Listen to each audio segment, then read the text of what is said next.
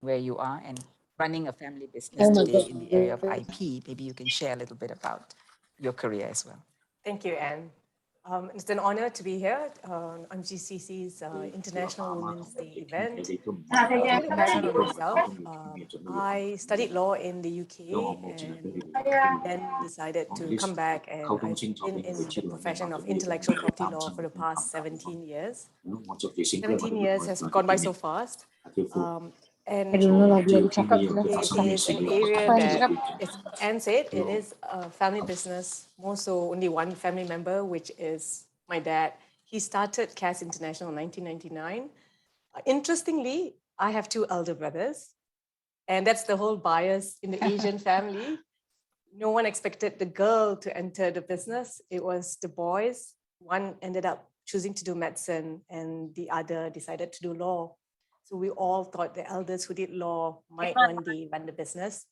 He decided that he liked mergers and acquisition more than intellectual property rights. And he moved to Singapore to work with a law firm in Singapore.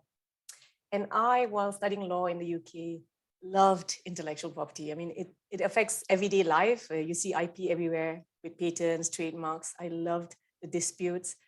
When I found that I loved it and Dad specialized in it, for me, in a very early on, knew that that is what I wanted to pursue.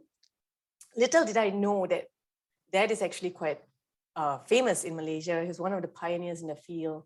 So that's when I decided, you know what, let's chamber. So I did chambering in another law firm in Malaysia, and very soon decided, let's jump into intellectual property. At that time, I felt that if I specialize at a young age, it's very quick to learn the profession and then also learn everything else about the business. You know, how do you run a team? How do you do business development? All the aspects of running a business. So I'm fortunate in that sense to, number one, realize that the brothers were not involved, and then number two, have the same passion as my father did. Right. So you did you know your father was in IP as you were growing up, or very much as you were starting to? I think it's with all children. You know your dad is doing law and doing something. The very basics. I knew very basics. I knew the depth of the subject when I did it as a subject as a law student. Okay, so it didn't influence you in any way to go in that direction. You just That's enjoyed. a very good observation. I think the one thing, and if parents are listening in, don't force your kids to join anything. That was the one thing that I think would have made me shy away from the profession. Right. I grew up wanting to be a doctor, and then changed my mind to become a lawyer. At no time in that whole process did he say, yes, come and take over the firm, get into IP. There was no discussion of that sort.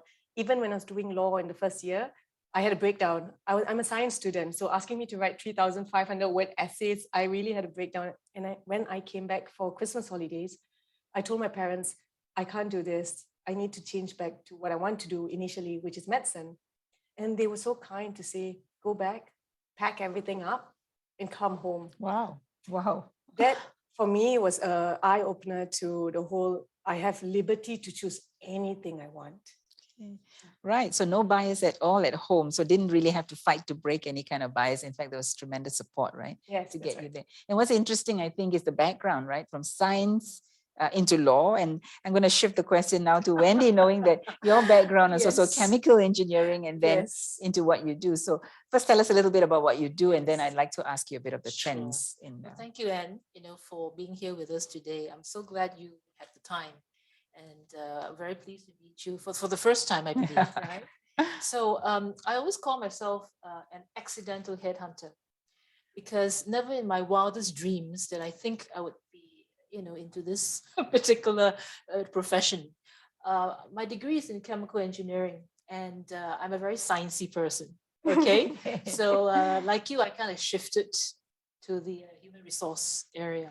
So I did my degree, I came home, and I realized that I wasn't meant to be in a factory or in a lab. Okay, it wasn't me. So I went into sales. So I did chemical sales, regional, did the whole ASEAN thing, traveled a lot. And then I decided it was too much flying in the plane, too many hotels. too many late nights, because you had to entertain. course. And that's where the bias comes Yeah, in, yeah. okay? We'll I'll talk tell a you an little bit interesting about story that. Yes. we'll talk. All right. So what happened was I happened to bump into an individual who was actually in the headhunting business.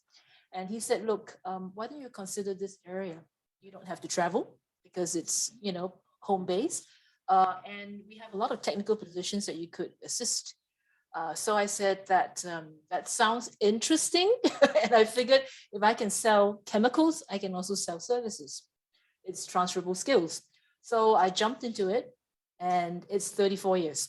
Okay, Wow. that just went by very, very quickly. Love what I do. I use my engineering background because these positions require some technical, expertise. But of course, then I've shifted into CEO, C-suite, board positions. Transition has been here for 30 years. This is our 30th anniversary this year. So we have, been, I think, successful and still very much in, in Malaysia, servicing mainly multinationals, I would say. 80% multinationals, 20% Local. GLC/PLC. Okay. All right. Okay. So that's really me in a nutshell. Okay. Very happy to be here to kind of push this break the bias sort of agenda. Okay, great. I mean, just listening to the both of you, right? Very different generations as well, both leaders of your own organizations, your own businesses, and very successful, I can see. And your client base roughly 70-30, yours roughly 80-20, 80 foreign. I'm the 80-20. You're the 80-20. Yes. So 80 multinationals, 20 local, but yours was 70 foreign. 70-30, yeah. 70 70% foreign clients and 30%. Okay. It shows where intellectual property is created, mostly out of the country, and them Yes. trying to protect it in Malaysia. Yeah.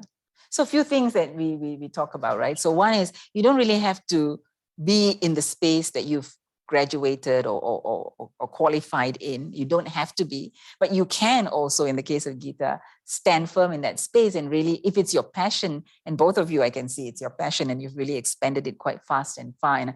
And passion in your voice as well about what you do. So that's fantastic. My age group, okay. And my age group. So we'll talk about that too. Yes. So just bringing the question back to maybe Wendy. So you've been in the search industry for a long time. Have you noticed any shift in the trends when they look for senior positions, especially CEO, C-level? Are there any shifts in the trends towards women, towards different attributes? Has leadership attributes shifted or changed over the course of time? Perhaps I can just do a quick summary of how the executive search business has evolved.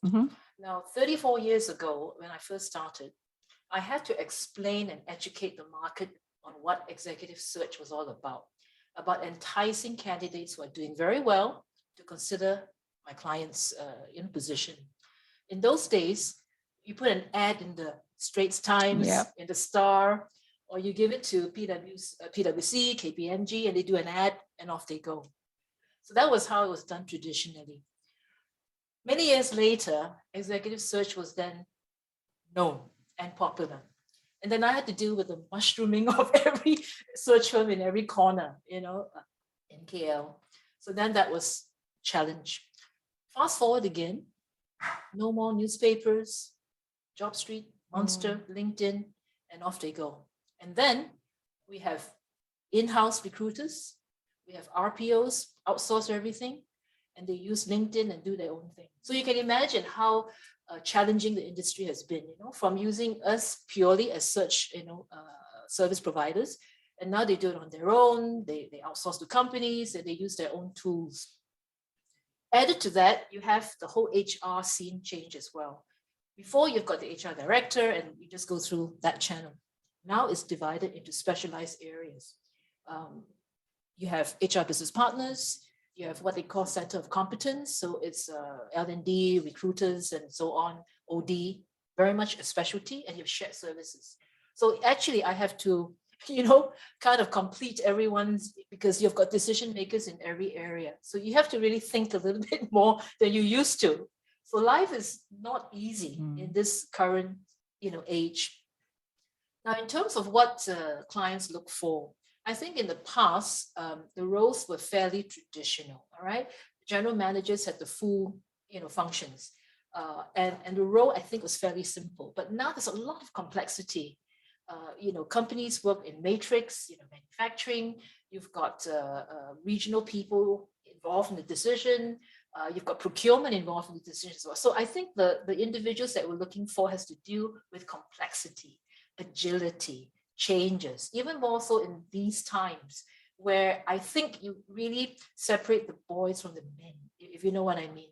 Because when you have an emergency, when you have a situation where you need to really think out of the box, you need leadership, that's when you can see it.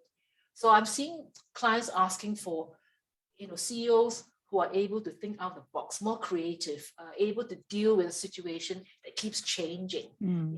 If you only know a particular path, you're not going to make it, not anymore.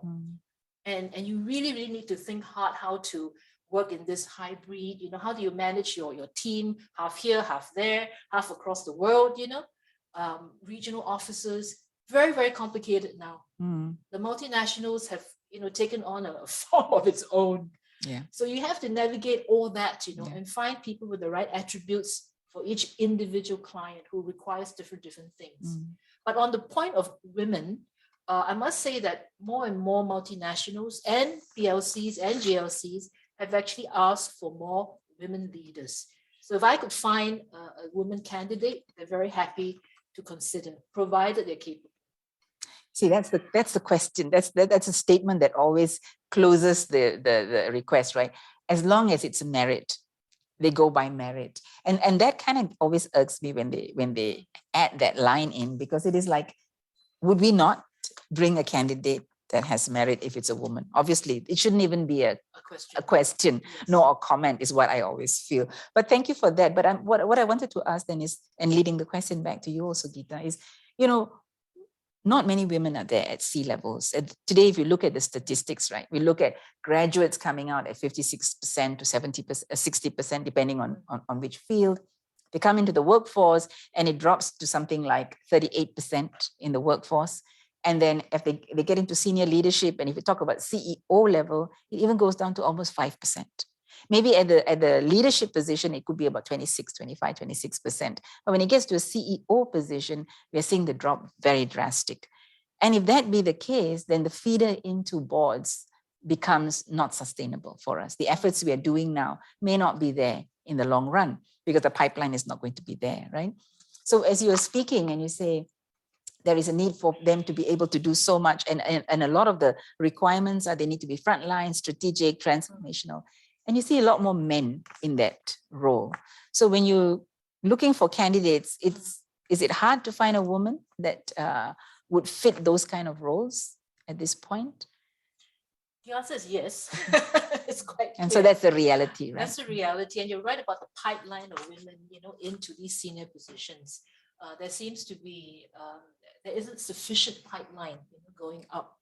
And, I work mainly at C levels, all right? So I do struggle to find, women who match all that capability. The pipeline, unfortunately, I realized that a lot of ladies at 35 onwards, I believe the statistics were saying, they have children and then they have to drop out because they can't manage both. So unfortunately, that shrinks it quite, drastically. So in order to get more women, we have to make sure that we provide the ecosystem for them to be able to work through their careers, and that's really, really important. Yeah. So I think the pool is very small, all right? And unfortunately, the pipeline isn't there. So we have to do something. There's fundamentally something is wrong with the system. But I think it's global, because I think women, in the West or wherever, they also struggle. Yeah. They leave their jobs and, they look after the family. Yeah. So I think the biggest barrier is actually trying to juggle home and career. How do you make that trade-off? Yeah. So therefore, you have this issue. Please, Yeah, Geeta. good point, because I think that is global, like she said. So Geeta, what are your thoughts on this? Being a mom myself of 3 small children, I think the biggest barrier in climbing the corporate ladder is to juggle the fact that you wear so many hats. So the ecosystem is important, having a great support system. I think with women, we are smart, we are as hungry as men are, And then we're expected to handle everything else while you pursue your career. And that's not possible. So that's the whole lean in agenda. I feel that it's not just the ecosystem. I think it is, yes, the employer must provide an ecosystem to enable it, but it is society as well. So these kind of awareness sessions are highly important. What 30% Club does, to push for gender diversity, what Lead Woman does, us MGCC doing things like this, I think it's awesome because the struggle is real. And how do we then get these smart and hungry women where they want to be while having a family? You know, you hear me speak to a lot of people who want to have kids. I'm like, if you want to have a career, think twice about having more than 2 kids. But why am I even saying that? If you like a family, you should be able to have a big family. I think that's when society comes in, more men, we need more men as allies and spouses who are more helpful. I think it is a huge effort, and it's not just the employer's effort. And I think that's going to be, and that's an issue ongoing, and it has been there for age long, right? I mean, and we look at 2 different generations that we're talking about leadership, and they're both, of course, in your own organizations, not really in that corporate world right now climbing up. I think you had your first few years, but running your own organization, do you see any of the similar struggles? But of course, as women leaders, right? You know, and Wendy, we were just talking, right? In our generation, we never even talked about gender equality. Absolutely. We just did it, right? Get on with it. And if you didn't do it, you're not good enough, right? And the fact that we just accepted a lot of it as that's the way it is, has probably come to a point where people are saying, why should it be that way? You know, shouldn't it be more equal? Because more women are coming into the workforce today as it was compared to when we were. But when you, and these struggles are real, this midlife situation when you have families. So when you actually look for women in position, do companies ever tell you that they prefer if the woman was single, or do they tell you, do they prefer if the kids are a bit more grown up in certain roles? Actually, that does not surface at all. However, behind the scenes. Yeah, that's the bias we're talking about, right? Okay. Yes, and this is, you know, gender norms. The women still has to look after the children, you know, and it's very hard to get away. And even for the women, they also feel they need to look after the kids. So they have this guilt as well. So it's not always on the men, it's also on the women. But for the most part, on the surface, it's a definite no. All right, we treat it very professionally. But some of the biases that I've, you know, experienced over my 34 years have really been quite interesting. Please share that. You know, we had this position was at the early part of my career, so it's not C-suite. All right, it's a finance manager, and the lady was very attractive and a very competent finance manager. So I presented her, and the client said in hushed tones that she didn't fit the profile. So I kind of tried to dig deeper, and I didn't get an answer. But what happened was I knew somebody in the organization, and I said, why didn't you take her? She fits the bill, ticks all the boxes. And he says, you know, she's very attractive.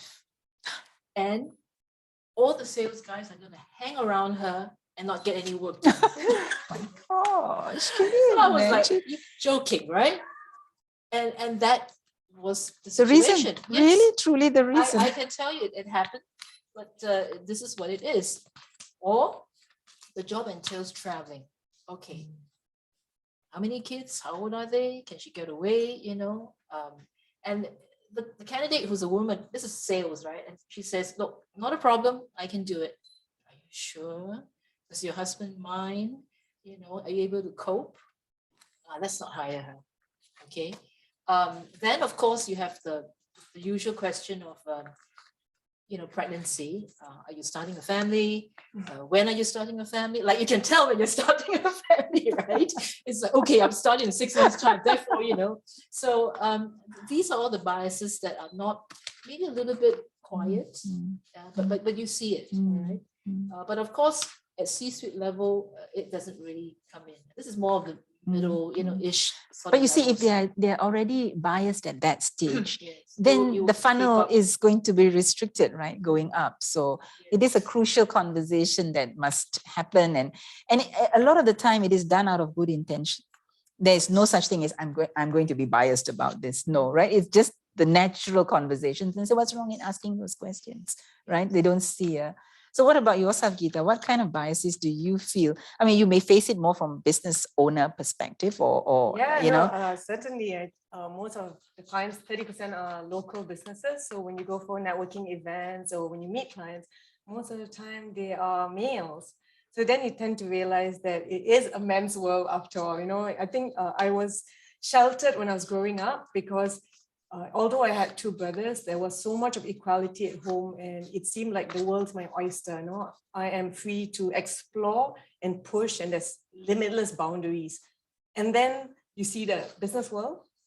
So then you realize that, wow, this is how it works. And then I gravitate to associating myself with a lot of women leaders, women business owners, because you there's a biasness and life is difficult juggling everything, but you get a lot of energy from them. You get a lot of ideas as well in terms of if you can't spend time with your kids during this meeting, then you block out a few days because you can then juggle it around. So you got to kind of design your own schedule to make sure you can juggle it all.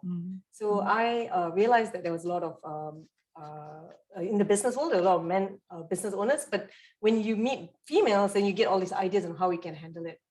Apart from that, being in business, the biasness is more so in terms of you running it, making sure there's no gender bias in the company itself.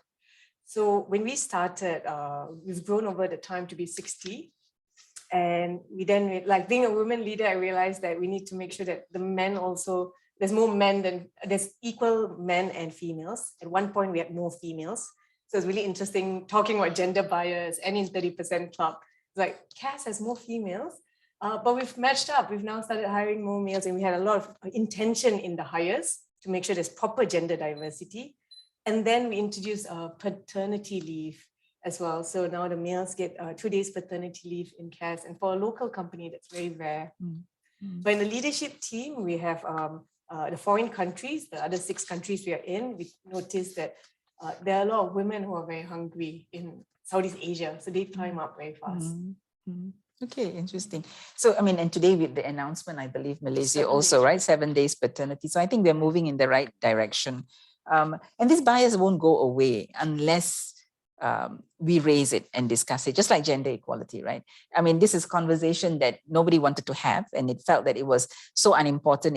It should be relegated to more CSR type talks, right? But today we're having it central and front, and it is really aligned to the business agenda. And I think statistics are showing the need for diversity more so now.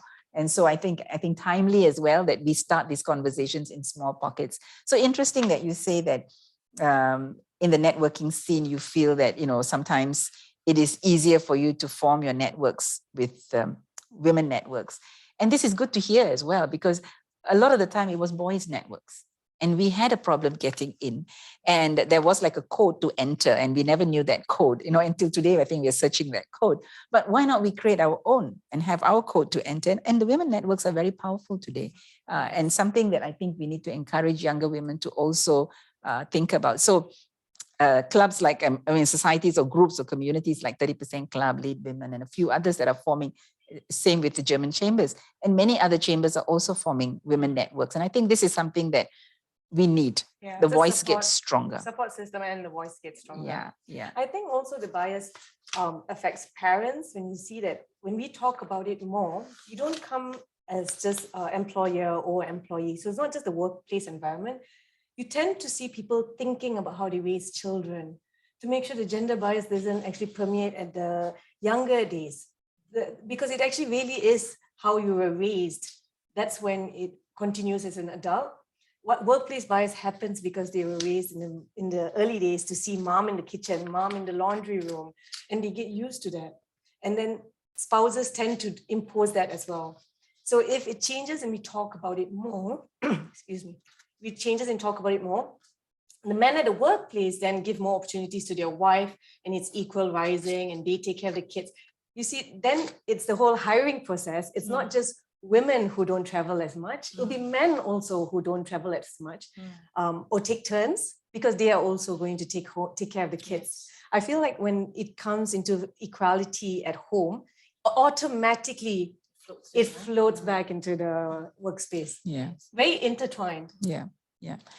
But then you're moving into a society norm, and then you're moving into cultural and race. It goes quite deep into different races and how they bring up their children. So that's another topic for another day. No, but it is very relevant because the change must start from there.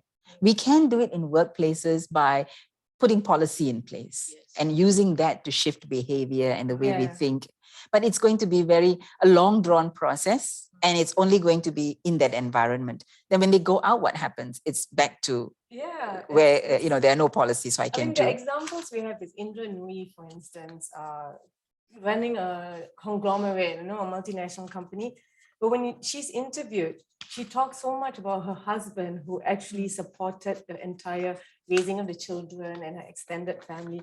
So it shows that, of course, there's a lot of bias in a multinational company, so many ceilings, but she could push through that barriers because of the support system around her. Yeah, it's all about the support system, because juggling the home and the career is actually quite tenuous. And I tell you, women get burnt out. I actually have women candidates at very senior level that actually said, Wendy, could you get me a job that is a little less stressful? I don't mind if it's a pay cut. I don't mind if the job scope is smaller, but I need more time at home. So there's a struggle. And I said, well, it's really difficult for me to pitch because the client's going to say she's overqualified for this position. So I said, I can't do that. But I actually have women, I'm seriously, who actually cried in front of me because she couldn't cope. I literally just asked her a few questions and she started bawling in front of me because this is very, very real. You cannot cope with the two stresses of, work, which is pushing you, and your home front. So I think it's this problem that we have. But women at C-suite, I guess, have managed to, have that sorted out. Maybe their husbands help, they have support, they have maids, they have, all sorts. So they're able to rise, but that's because they have got that capability financially as well as, having the supply of support. Yeah. And I think I've also been privileged in that sense that I'd never had to make a trade-off between career and work. All right, because I had lots of support, husband, maids, mother, grandmother, I had that whole lot of extended family. So I didn't worry. I just focused on the company, and there we go. But how many people have that?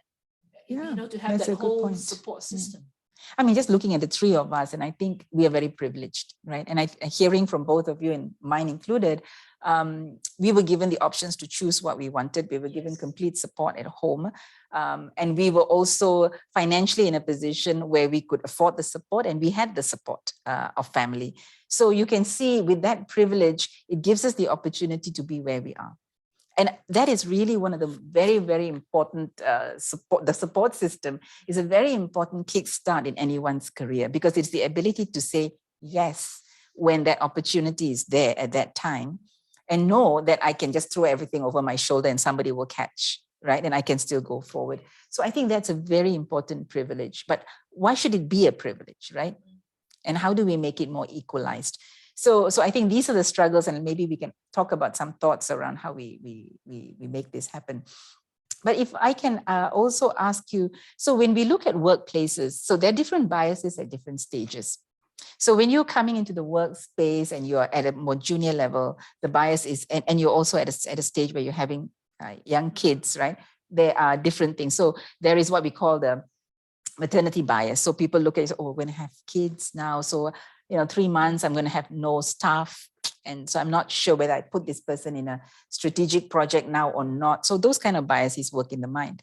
And that's something to deal with. And also after maternity and you come back to work, the bias won't be 100% online in the workspace. So opportunities to promote at that stage gets reduced. Opportunities for visible projects get reduced. We don't see it.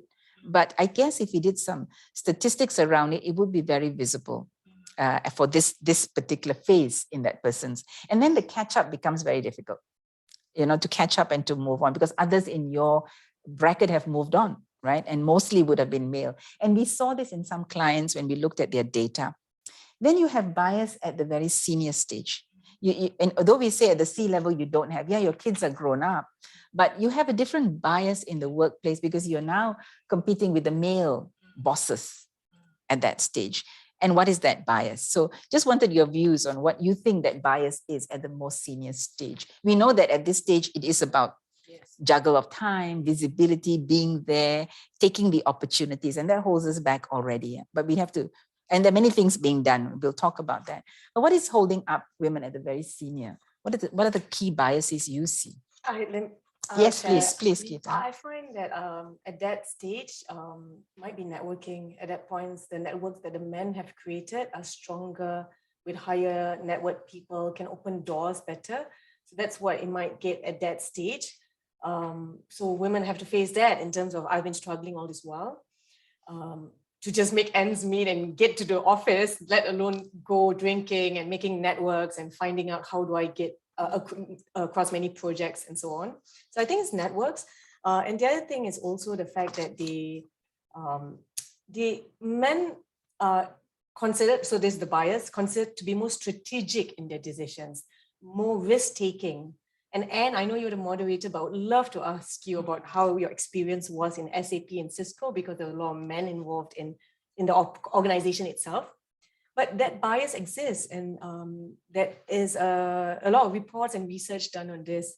And they say that that bias exists because of, back to parenting, at the playground, a mom will tell a boy to climb the highest tower or the monkey bar, go explore. There's not so much fear of them falling and injuring themselves, but the girls are treated differently and say, don't climb, you might scratch yourself and your legs will be ruined. That report is actually a research done, says that bias creates the boys to take more risk and be more exciting and adventurous, and women are then held back to like, be more careful, be more cautious. I think that again translates to the workplace, and men had time to take a lot of opportunities and take risk and make mistakes. By the time they're up there, they've had different experiences from the women that were managing work and your family.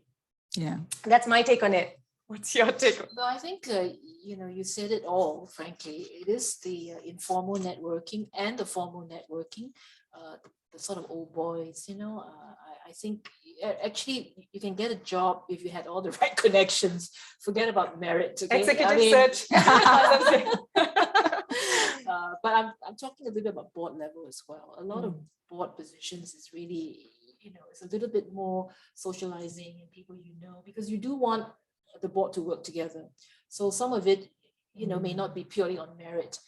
But I'm just talking about, in a workplace, guys tend to buddy, they go out and they also have this little, old boys sort of situation. So you do move up, even in multinationals, because a guy would then, have a drink with the boss, or he networks with the CEO who's maybe in another country, but he's able to get through because, they go yachting together, or the wives do something together. But you know what I mean? It's quite easy for them just to click, and then before you know it, it's preferred.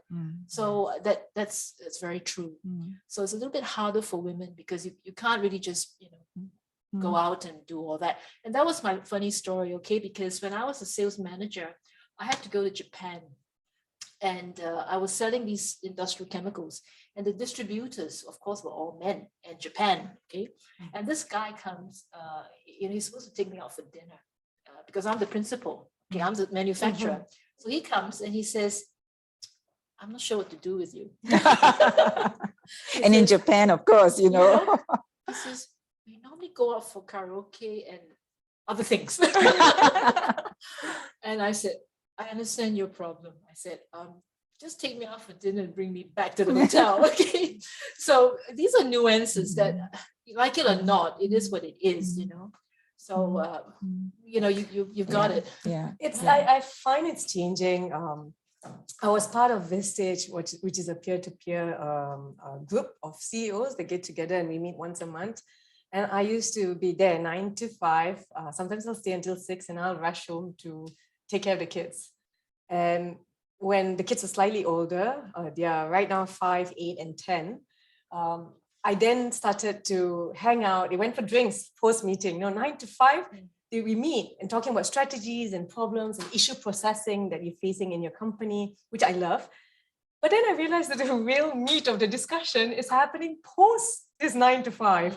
Over drinks, everyone opens up. How do they manage a difficult either a client or a staff, or what's your exit strategy? What are the strategies you're putting in place in business? I'm like, guys, I've been missing out for a few years here. I didn't know that the crux of everything was in the post-meeting drinks. Yeah, that's an excellent point, because I think that's where the most senior levels, you really need to be visible. And we noticed that when we were doing this piece of work, that the fallout was so high at that band, getting into that range. Yeah. And it's just that you're not visible enough. And because we're not engaged in these kind of networks, and you're not having the conversations that matter to take you to the next level. So, I mean, my take is that females, having had that experience, I think females in this situation need to strategize. You can't keep saying no to these invitations to go out for drinks, either with clients or with contacts that you need to make. Then you have to figure out someone's got to take care of the children or your elderly parents. We're assuming it's children, but it could be various scenarios. Someone's there to help, so that you make sure in once or twice a month, you make that a possibility. Don't ignore it, because there'll be 5 years down the line and you haven't caught up with your networking. Yeah. And when you think about the number of network opportunities in the month, it's not a lot that you have to prioritize for. You pick and choose the ones and you prioritize, just like you would for a doctor's appointment for your kid or something important. You will prioritize that, right? You even take time off if you needed to. So sometimes I think women also need to think about their career strategically, right? And that's and if you were asking me that question about bias, I would totally agree with you on the network side, because a lot of the time, one, you hesitate because you'll probably be the only woman. And then you're all sitting around having some drinks and you're not going to feel very comfortable. So the chicken thing to do is to say, okay, I'm busy. I'll take a rain check, and you miss a couple and then it becomes like not comfortable to do it anymore. And you're right to say the discussions, they are so powerful because you can really offload a lot of good information that's coming out from the senior parties. And having that visibility with your boss is strategic sometimes. Being at that event is strategic. And a lot of the times, we don't do that. And then hence, if they have spoken about an interesting strategic project, you had no view of the whole thing. And then that just gets carried away and it goes into the DNA and somebody else takes on the project from there. And you probably would not have had a view of it at all, right? So a lot of the times that happens because of the fact that we miss out on that. And of course, women are going to say, this is so unfair, that we have to prioritize this. And if we don't, that means we miss out. And it should be mainstream work that gets us where we are. But that's the reality. And it still continues to be the way. And I think this is something women have to face the reality and say, yes, it is a bias. We can break it over time. But for the moment, we have to be in the mainstream of it all. I think, it's true with this networking, but ultimately, I think if you really want to try to move, you have to showcase your capability in whatever form. You have to build relationships somehow informally within the organization, strong relationships. It may not need to be a drink, but there are other ways. You need to have a relationship with a mentor or a sponsor in the organization that will kind of bring you up a little ways. You have to pick up new skills. Right now it's tech, right? Because you need tech. And you have to perform. Ultimately, merit, has a part to play. If you're not performing, there's no way you're even going to move up. You have to be there. But that is a given. But the rest have to be picked up along the way. Yeah. And of course, if you add the networking piece, you're there.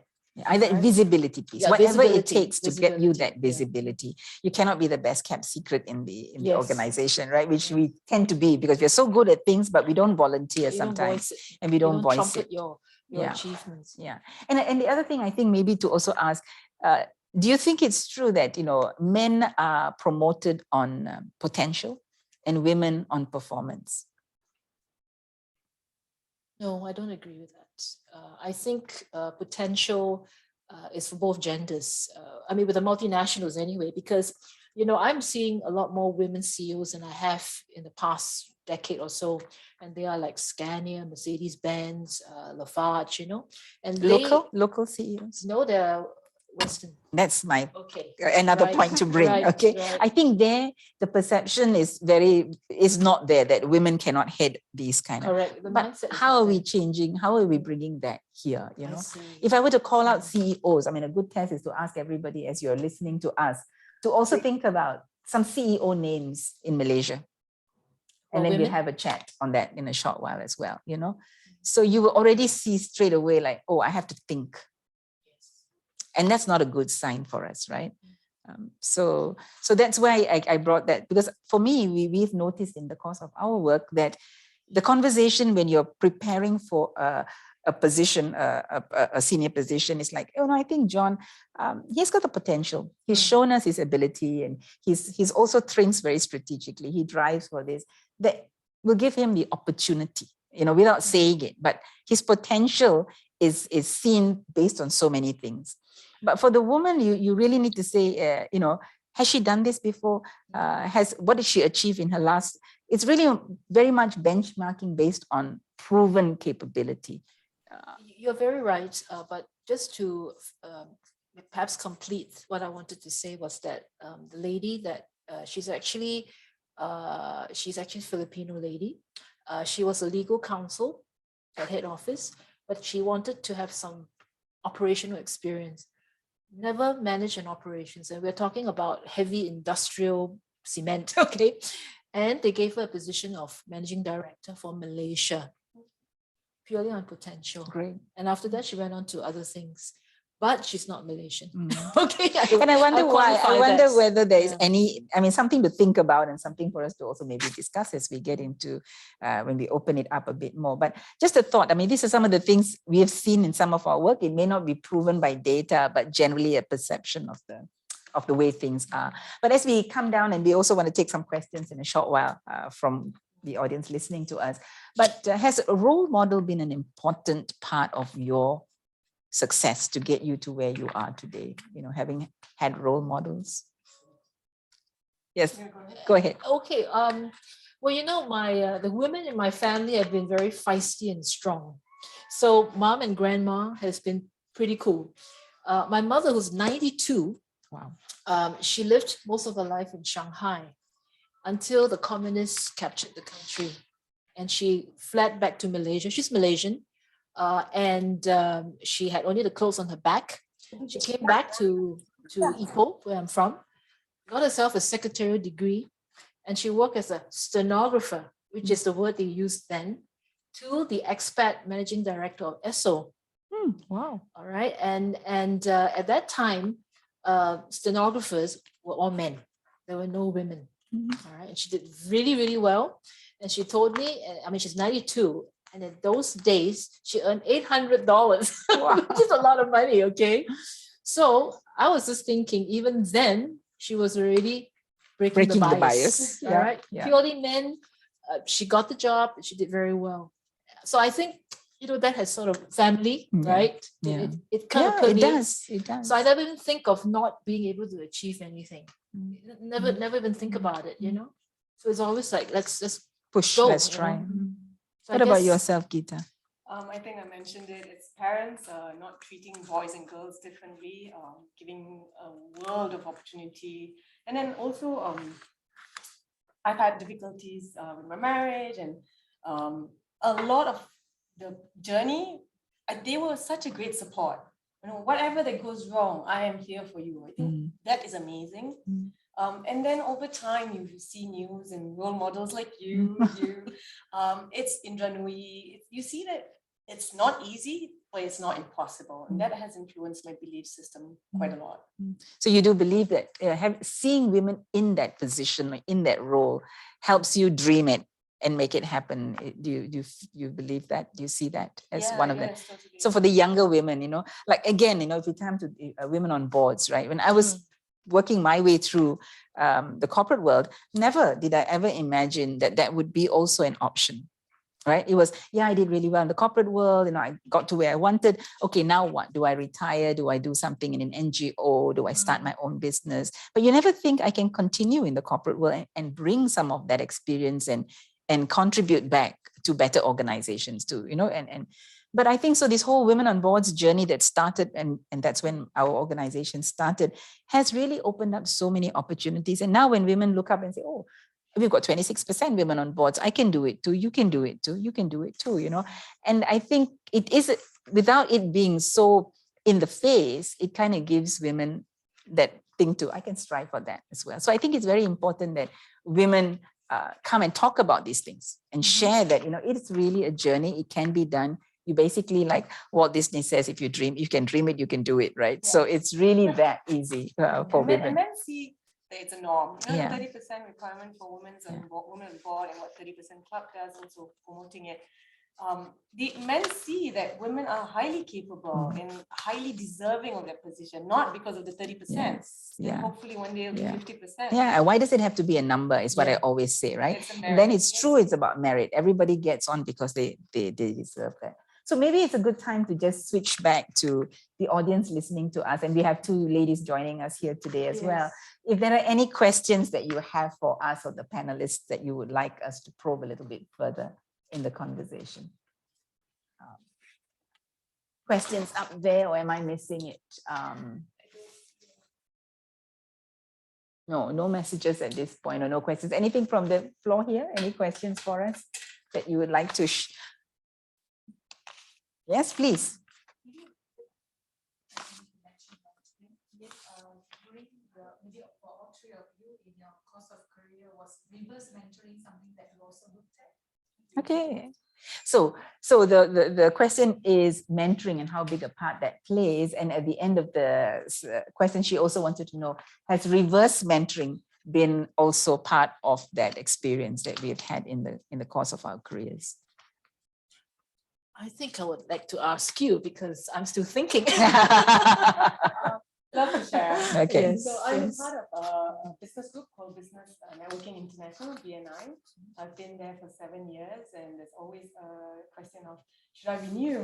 Why am I still here? The business has grown. We're in 6 countries.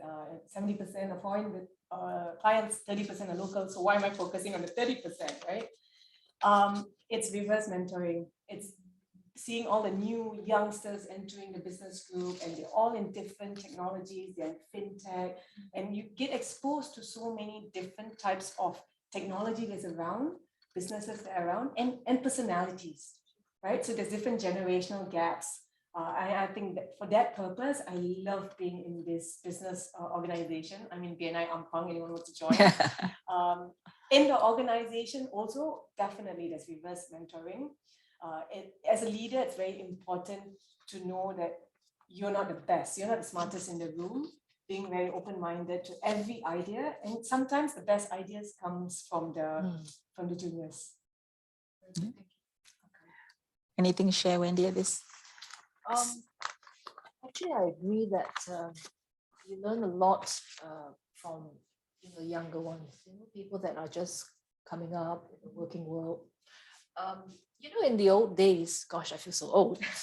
We used to look at a resume and we say, okay, 2-3 years, not enough. You have to build, you have to contribute, and so on and so forth. So we look at chunks of maybe 5-6 years before you kind of say, okay, I think we can send this one. Nowadays, actually, you can be 35 and you can be a CEO. All right. And you have the skill sets. You've done so much, I mean, look at Gita. Yeah. Her resume is far longer than mine. and you just realize that really it's not about age anymore. It's about how much you're able to do, how much capability you have, how smart you are, and how you navigate your way through your career and life in general. So I really think that you learn a lot, and I think that's a very good point to have, to have this reverse mentoring. Maybe I should join your club. I mean, the other thing I'd like to add to that is, apart from learning what's new out there and understanding different personalities that the younger generation brings forward, they come with energy. Yeah. It's like having kids. I don't know how they have so much of energy, but the 20-somethings, the 30-somethings have that energy, and you both keep saying you're in a different generation. Influenced me a lot. I feel tired. I think wearing so many hats, you feel quite tired, and your energy will go down. And that additional young energy that comes in totally gives it fire again. So then you get it back up. So it's not just mentoring in terms of knowledge, it's giving that influence that we all need in different phases of our life. If I just add to that, I think mentoring has become quite a big part of the learning these days. In a lot of our programs, at least the ones we offer, we find that the mentoring component has been the highlight of the programs, because it's really about advice. It's not ours is not formal, it's very informal, it's unstructured. So we allow the just open sharing between a senior leader and a woman leader aspiring to get there. So, but a lot of the time the mentors come back and say, oh, we've learned so much too, from the fact that, we've left the corporate world and today we're hearing, oh, there's some complexities that maybe we didn't encounter. We learn from them and then we share experience. So I think it's always two ways now. And especially like you say with the younger group. I mean, I have a whole bunch of very young women working with me. I'm not diverse from gender, I must say. I'm trying. I'm trying so hard. But with a name like Lead Women, the men feel a bit. I'm so sorry. I think that's a question, but I think I need some binoculars. I'll get the Sorry. question. Yeah, we'll get the question for you. Yes, please. Wendy, Yes. what is your advice for women who are thinking of starting to network? Where can they start? Starting to network. I guess it depends on what you're currently doing, what your role is, and what your job is. Because if it's sales, then there are a lot of different platforms that you could go to for your particular area. But it's very difficult to pinpoint. I mean, look at Geeta. You've got the different groups, that she uses for her own work. So I think you need to give me more detail. It's a bit difficult. But there's lots and lots of groups out there, for networking, say for business startups, for even IT kind of organizations, so maybe you would just like to send me a note and I could direct you to the right place. But maybe at this point, maybe shifting it to Geeta as well. So what have been your networks that have worked for you? This question, I can't see which profession you come from. It's a very important question. I think first would be to network in your profession. Okay, if you're in oil and gas or you're in sales, you need to network with other oil and gas people, other sales people. You get a lot of tips in terms of your profession. You kind of know whether am I navigating through my career well. So first start with your profession. I'm sure there are associations or organizations in that profession. Then diversify.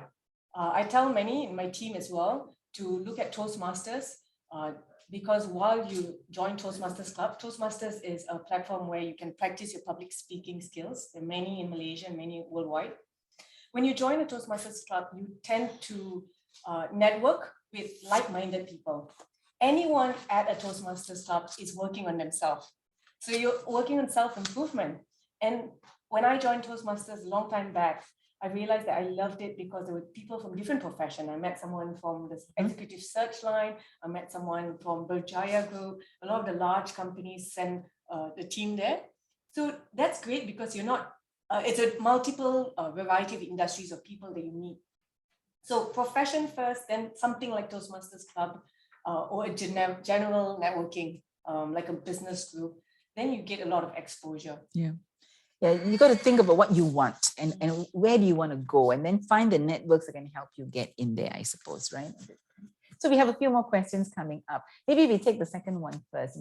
Do you see the digitalization of the workplace and working from home help women and mothers balance the challenges of work and family?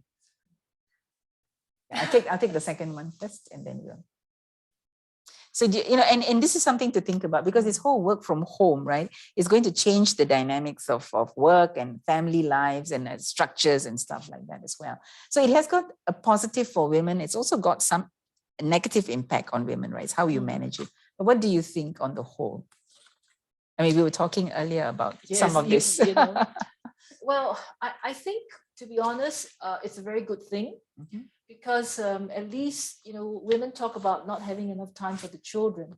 So at least you're at home, you're working. The trick is to be able to separate within the home, the children bit and the work bit. And I suppose if you had a room or something like that, you could do that. Easier said than done. I had an interview, a very important one for a CEO, and my mother walks in, and she just sort of opened the door and started talking to me, and I was like, Mom, could you shift out? So she sort of waddled out, So, I mean, these are the things that happen. So it's very hard to control. But overall, I think it's a good thing. All right. Overall, I think it's a good thing. At least you have flexibility. You can find a way to, not to have to jump into jams. You manage your time better. So I would say yes, go for it. And yourself, Gita, with young children I've in got mixed feelings. I Mm. think I played two roles here as the employer, having the team working from home and seeing family. And one of my team members has 5 children. Oh, wow. When I call him, it's a interesting zoo environment. Sorry, Maswan. But coming from the perspective of the employer, I feel sometimes the productivity is better at the workplace. I think JP Morgan CEO had an article out talking about if you're going to hustle, if you're going to go up in your career, if you're going to go up in business, you take the business to another level, everyone needs to be back in the office.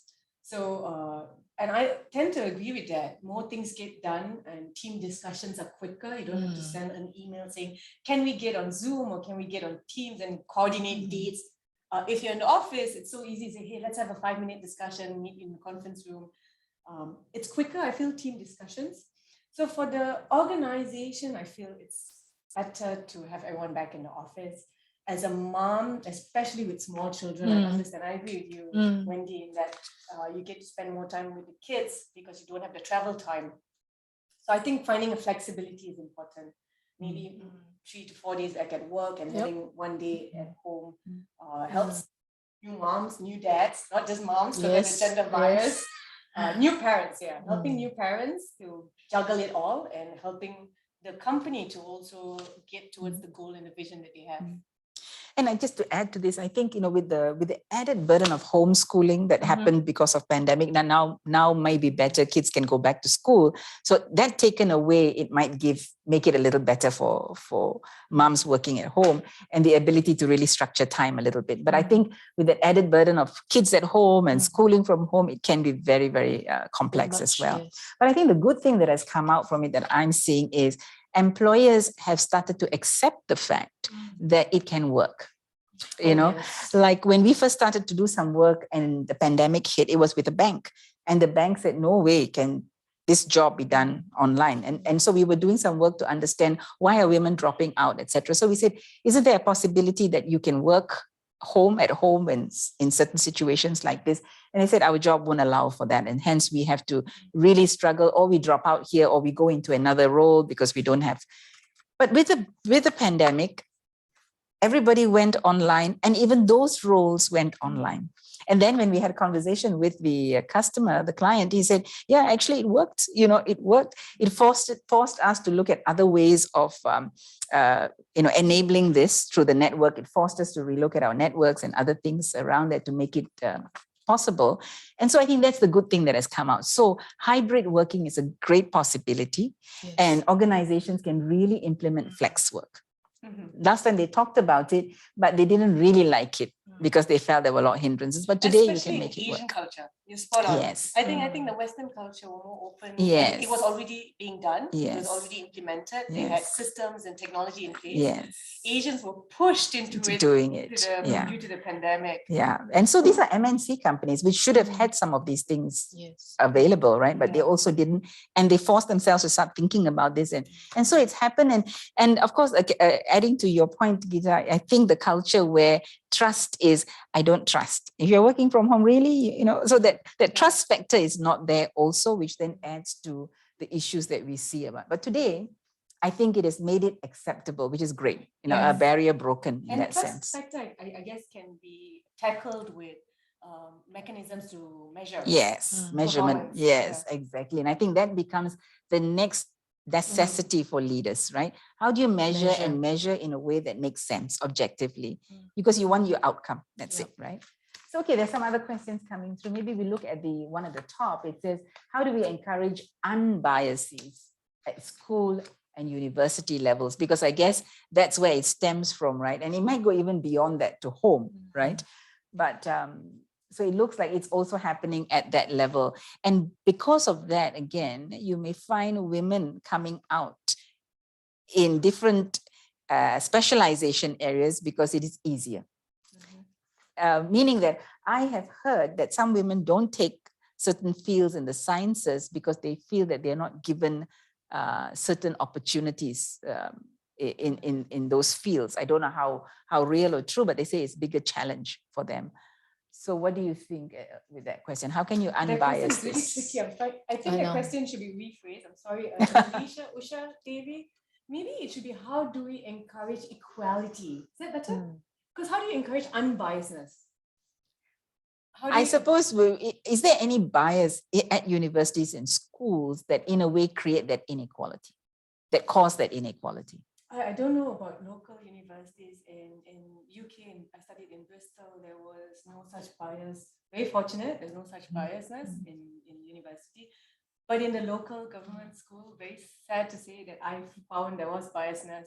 I was said they were going to give me a head prefect position and told to my face that because you're female, you'll be assistant head prefect. We need a male to be head prefect. So that was a huge slap in my face of the whole gender biasness. I don't know whether it still happens. I don't know how to tackle it. As a student, I don't know how to tackle it. Maybe do you want to elaborate a bit on the question so that we can get a better idea, and when we deliberate on this and give you our point of view, we might be addressing the right concerns. Yeah. I didn't have any problem because I went to an all-girls school. There were biases against guys. That's a gender diversity issue. No I guys. think Usha, Yeah. trying to Yeah. tackle your question, it might be either coming from the teachers. I think the teachers need to have conversations, debates about this topic that we are here sitting and talking Yeah. about. Even in preparing for this, when I was talking to my daughter, she's like, what is gender bias? So can you see, I think having debates around this topic would be, if you're a teacher or you're in the education industry, creating talk around it, that's the biggest difference. Yeah, I We assume we are talking about gender biases, but of course there are lots of other biases that exist, in schools and in mainstream education. That's etc. what especially it's all Yeah. What happened? And Oh, all, yeah. Oh, you've become undone. So yeah, I don't know whether, but there's still a lot of all male and all female schools, good and bad, I guess, in some ways. But a lot of the all male schools form very strong networks, and especially like the Malay college yes. boys. They have this strong, and their networks are very, very powerful. And if you look at all the sitting CEOs and even some very senior board directors, majority of the boards, they're coming from that network. That's true. So, but you find that in girls' schools, we never had these networks, except one or two schools had very strong networks, but we never used those networks for professional gain. We always use those networks to extend our friendships and social kind of settings, right? So that's something I think that also has created that little differentiator as we get into the workspace. So if I'm from that network, a lot of the boys' clubs who are in those networks, they actually pull the next guy in. Yes. And bring them in and give them opportunity. That's something I think women, we need to learn how to do better. I totally agree. When I go for networking events or family events, you tend to see that women gravitate towards talking about family, and which is great and all. Then you gravitate towards a men's conversation, and it's investment and what should we do with the money. And it's really interesting the type of conversations we have. I feel they're more strategic.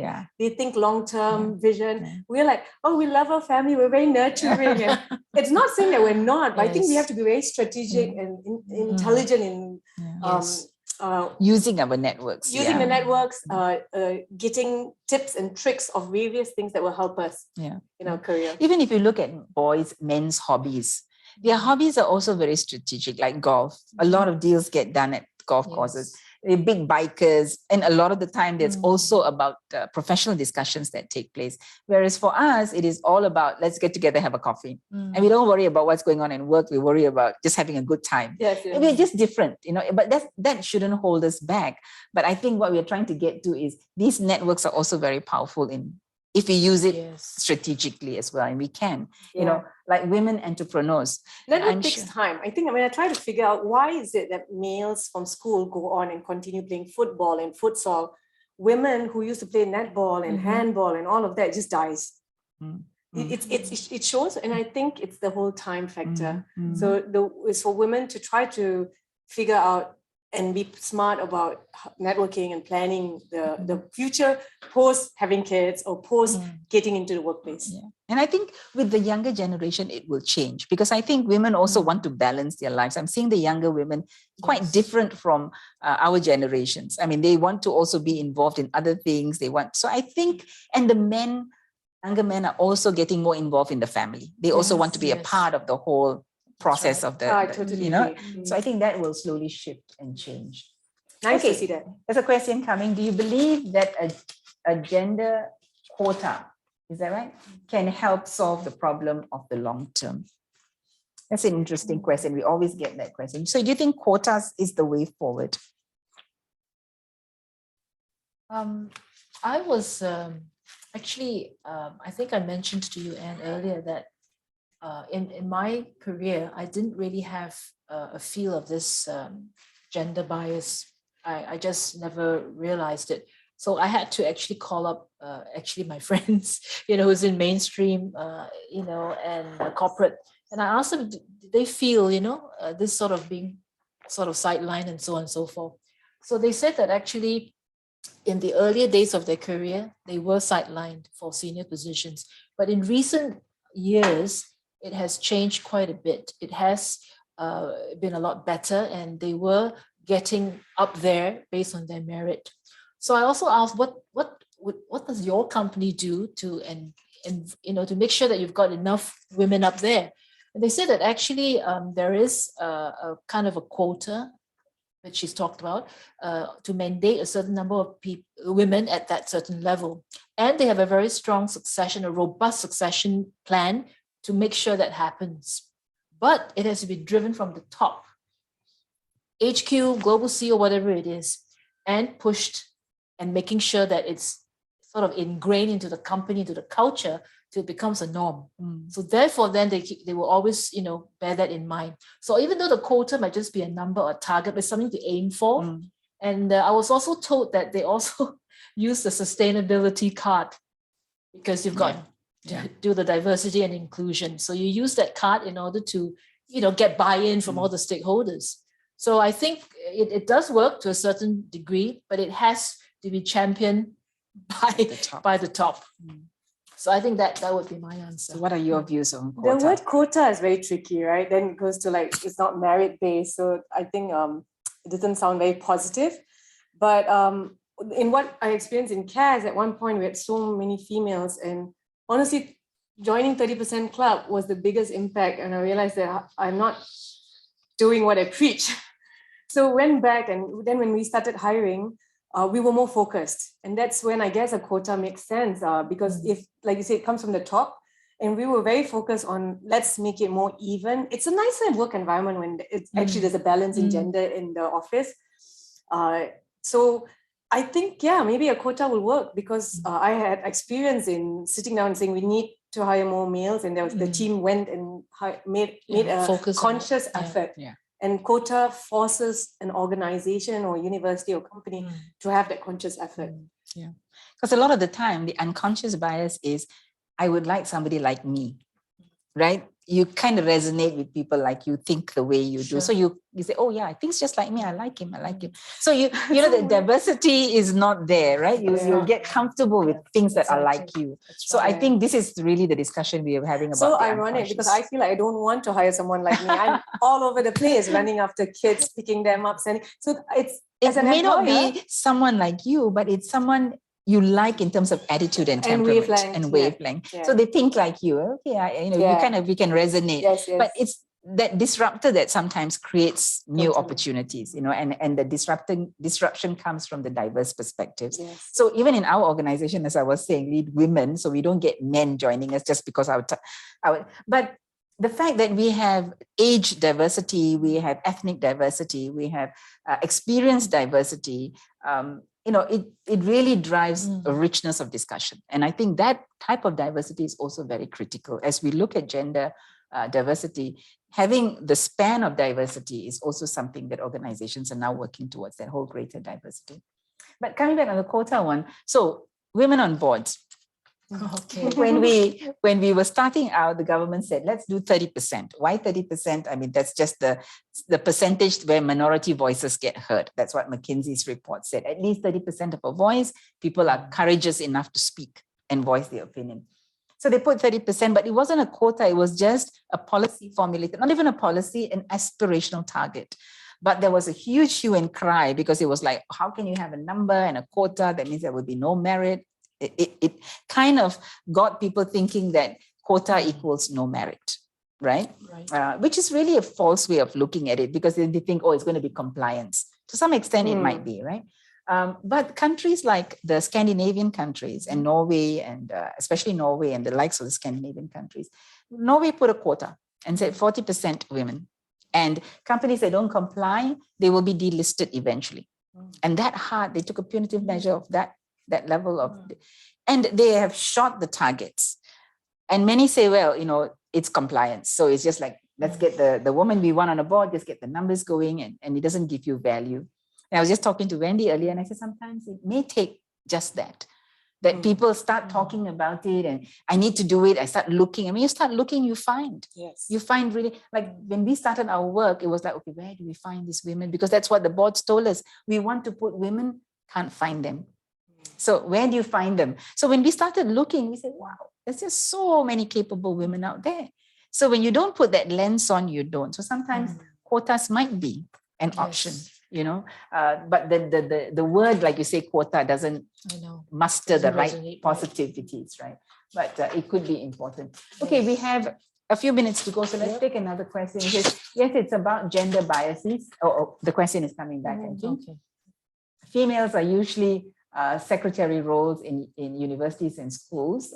And also sometimes women are advised to choose fields that supposedly have balanced lifestyles. Yeah, like teaching. I remember a lot of parents say, why don't you become a teacher? Half a day you stay at home, right? Yeah, those kind of biases. Any thoughts? And is it true that women get relegated to different roles in organizations? Do you see that in your trends when you hire? You find that mostly HR are women, mostly, right? So That's true. Yeah. That's true. I think there's a distinction somehow in work that is male dominated.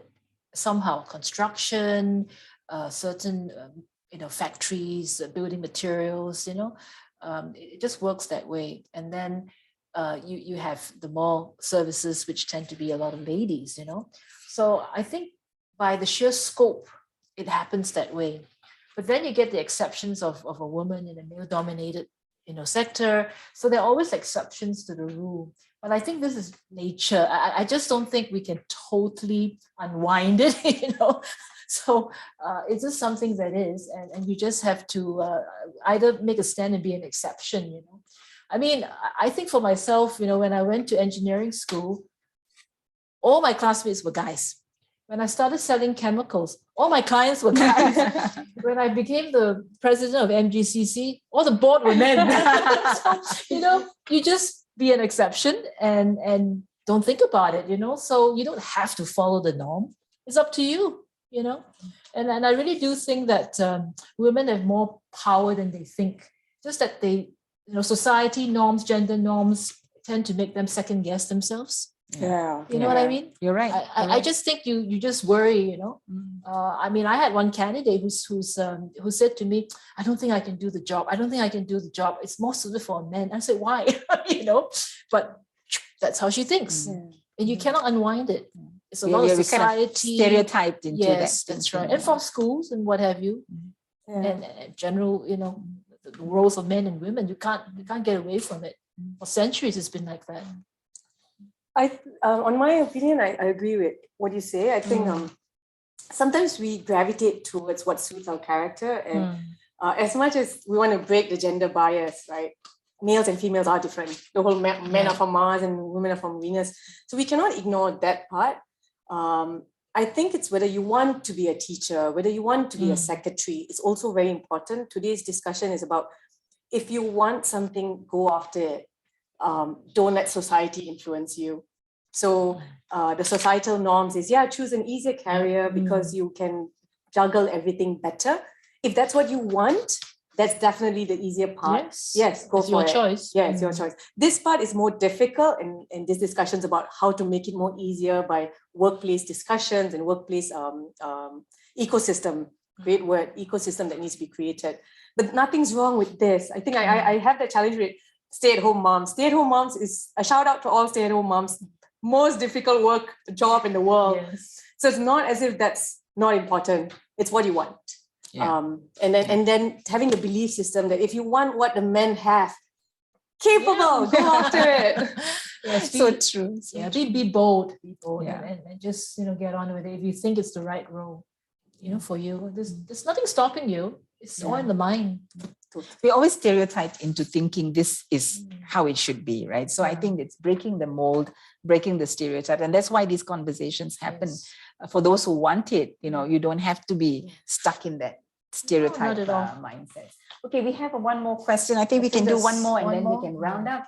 And let's look at, there's a study that states the different opinion of men and women towards having a female leader in an organization. Less than 30% men would prefer to have a female manager compared to 50% of the females. How do you view this?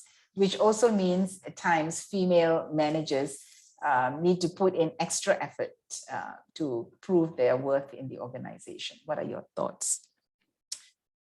I'm still trying to understand the question. So I think you're saying that the study says that the preference is not to have a female manager. Am I right to read it that way?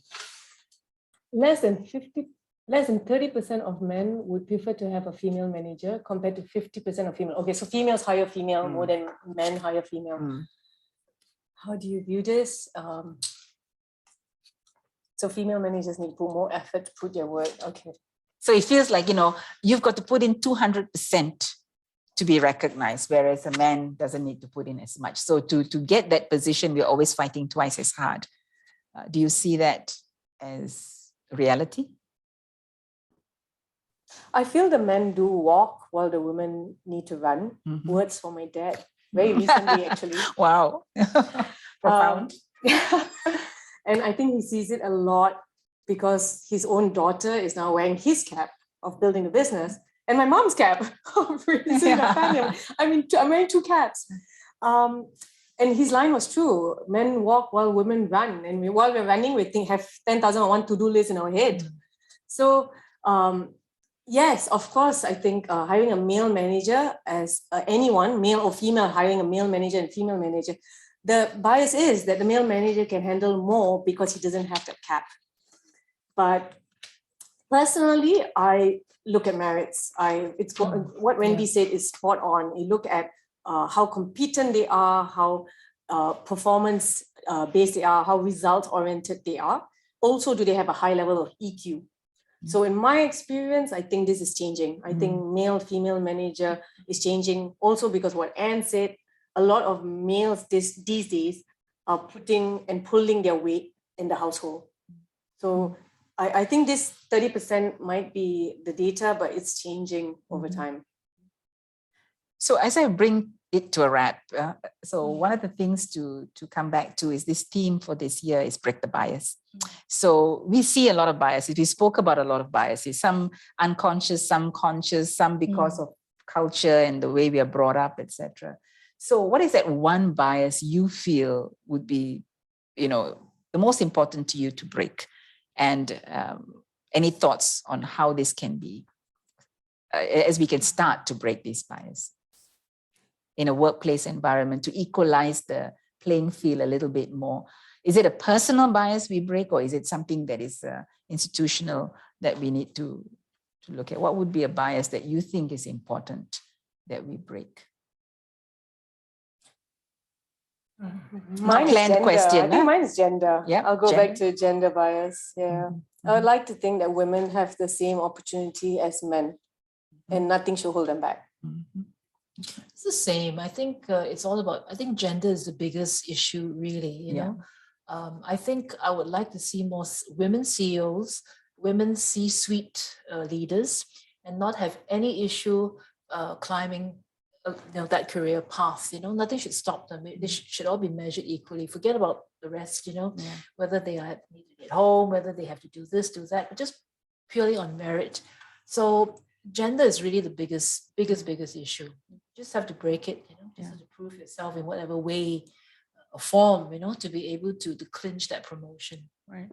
So that would be I think really of all the diversity elements, the gender gender is like 50%, right? We're 50%. And yet still today, and we're talking today, which is what, 2022, we are still trying to break the bias to allow women equality. If you look at the World Economic Forum, it says if we do what we are doing and nothing more, it'll take us about 150 years to see complete gender equality across the entire landscape. I have a question though, because when I went to school in the US and I actually worked in the UK, I remember I was very, very junior, and I asked one of the ladies who worked in the UK, and I said, I was really a manager actually, and she said that, in my company, women of your age would never be made managers. So I feel actually women have a better shot in Asia than in the West. I'm not sure if I'm right or wrong, but I think there's more of a bias in the West against women moving up. I think there's MGCC round 2. No, it's I've heard this as well. I've heard Germany has their bias, and I think it's the European countries have to keep your job open for 1 year when you go on maternity. I think 6 months is paid or half paid, and then the other 6 months not paid, or government pays and something like that. So you can't. Can you imagine as a company, no matter how big or the larger, the cost of keeping that position open and hiring a person temporary for that period? I see. So I can and then the other perspective of not having added help. Okay, yes. My sister-in-law, she's a doctor in the UK, and the brother and sister-in-law have hired a nanny. Her salary, most chunk of it goes for a nanny, but the cost of not going back to the profession after you have a child is worse than the fact that your entire salary goes to the nanny, because you don't want to be out of the job market for 5 or 6 years in the early age of raising a child. Right. So it's worthwhile to pay your entire salary to a third person to help the kid because you stay in the job prospect. Right. Actually, it's going to get like that here too, from what we are hearing, right? I mean, getting help is no longer that easy and that cheap. But I mean, that is one option, that you can take if you earn and you have your position. That's one option you can decide to do, right? Yes. So it goes back to what do you want? What do you want? So again, I think we leave this discussion. I want to thank you both very much. I think we had an enjoyable conversation, and I hope the audience listening in and also the ladies here with us have enjoyed the conversation. And I think, it's all real. The issues are very much on the ground. There are a lot of biases to break, and the toughest are the unconscious ones. And so we need to keep these conversations going all the time. I mean, whether it be in a panel like this, whether it be back in your workspace. And if you see a bias, we advise speak up, talk about it, bring it to the surface and say, this is not fair. And only then will people realize that there is some inequality going around, right? So be an ally, stand up if you see inequality and speak about it, because that's the only way we will break the bias. So thank you very much, Geeta. Thank you, Wendy. Yes, thank you, Anne. Thank you, ladies. And as a male speaker, I'm not even trying to get close to 30% of you, because you are outnumbering me. So thank you so much. And thank you again for this lively discussion we could witness here. Thank you all the participants outside and inside of the room for staying on with our call here. And I think this is exactly what it's all about. It's about raising the awareness and making, especially women, making the voice or the case of women be heard. Because men, how could we encourage you? It's you that need to encourage your fellow female professionals to not give up and try to break the bias and break the glass ceiling. I think that is exactly why it's spot on. And thank you so much. And I'm happy to see that. And I'm looking forward to Geeta host the MGCC session 2.0. Thank you so much. Have a safe day. Be safe and healthy, and happy to see you again.